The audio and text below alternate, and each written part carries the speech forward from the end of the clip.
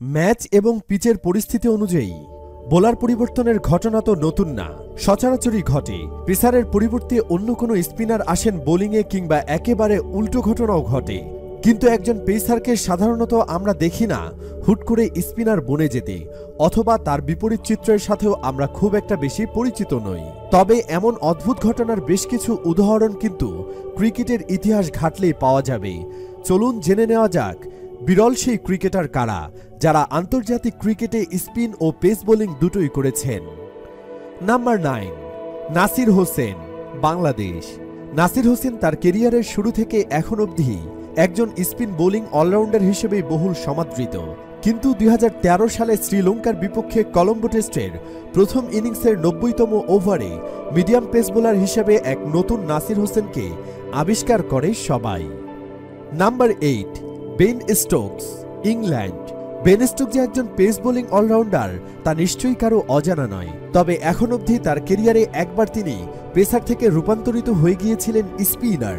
পাকিস্তানের বিপক্ষে এক ম্যাচে যখন উইকেটের দেখা পাচ্ছিল না ইংল্যান্ড, তখন একজন স্পিনার হয়ে দলের পরিস্থিতি পরিবর্তনের প্রচেষ্টায় তিনি স্পিন বোলিং করেন। নাম্বার 7, ওলি রবিনসন, ইংল্যান্ড। 2021 সালে অভিষেক হওয়া ওলি রবিনসন মূলত একজন পেস বোলার। মুড়ি মুরগির মতো উইকেট তুলে নিতেও সিদ্ধহস্ত তিনি। তবে সর্বশেষ অ্যাশেজ সিরিজের দ্বিতীয় টেস্টে তিনি অফ স্পিনকে বেছে নিয়েছিলেন। অস্ট্রেলিয়ার দ্বিতীয় ইনিংসের 34তম ওভারটিতে তিনি স্পিন বল করেছিলেন। নাম্বার 6, সচিন রমেশ টেন্ডুলকার, ভারত।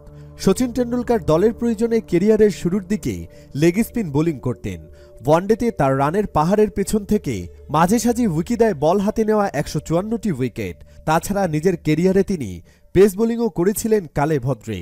তবে তার নাকি ইচ্ছেও ছিল পেস বোলার হবার, কিন্তু তা আর হওয়া হয়ে ওঠেনি।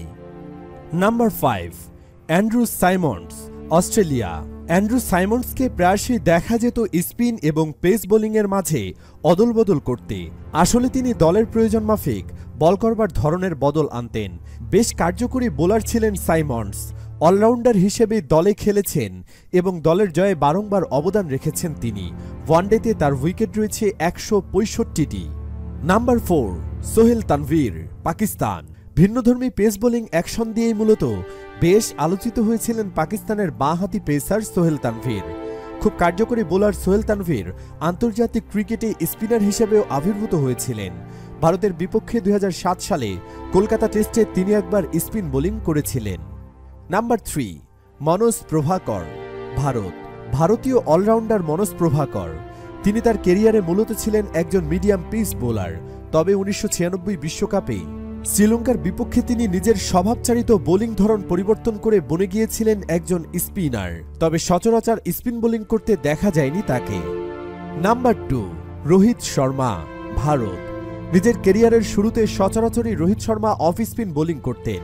2021 সালে অস্ট্রেলিয়ার বিপক্ষে ইনজুরিজনিত কারণে যখন নবদ্বীপ সাইনি মাঠ ছেড়ে চলে যান, তখন রোহিত শর্মাকে সাইনির রেখে যাওয়া ওভারটি সম্পূর্ণ করার দায়িত্ব দেওয়া হলে তিনি সবাইকে খানিক তাক লাগিয়ে মিডিয়াম পেস বোলিং করেন। নাম্বার 1, কপিল দেব, ভারত। ভারতের অন্যতম সেরা পেস বোলারদের একজন হিসেবেই তাকে গণ্য করা হয়। নিজের কেরিয়ারে কেবলমাত্র একটিবার, তাও আবার একটি বলের জন্য কপিল দেব বনে গিয়েছিলেন স্পিন বোলার। 1985 সালে নিউজিল্যান্ডের বিপক্ষে এক ওয়ানডে ম্যাচে জয় যখন সুনিশ্চিত, তখন তিনি এমন কাণ্ড করেন। প্রিয় ভিউয়ার্স, স্পিন ও পেস দুই ধরনের বলেই এই ক্রিকেটারদের মধ্যে কে সবচেয়ে বেশি কার্যকরী ছিলেন? কমেন্ট বক্সে জানিয়ে দিন সেই ক্রিকেটারের নাম। ভিডিওটি ভালো লাগলে লাইক ও শেয়ার করুন। ধন্যবাদ।